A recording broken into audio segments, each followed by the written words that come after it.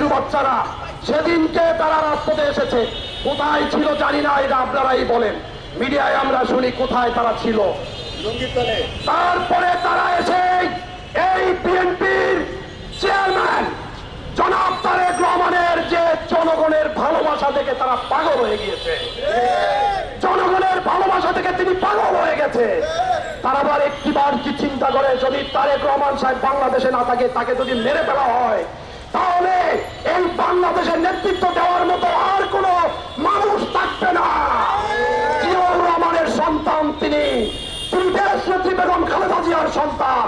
সুতরাং প্রপাগান্ডা করে কোন লাভ হবে না। বাংলার জনগণ তাকে দেখার জন্য পাগলের মতো ছুটে বেড়ায়। আপনারা কপি করছেন, আপনারা কপি করছেন, ভাই করেন না, কপি করেন, কোনো সমস্যা নেই তো, কিন্তু তাকে নিয়ে কেন বাজে বাজে মন্তব্য করছেন? আপনার জনগণ আপনার সাথে আসে, সেটা দেখবে বাংলার মানুষ। আপনার সাথে জনগণ রয়েছে, সেটা দেখবে বাংলার জনগণ।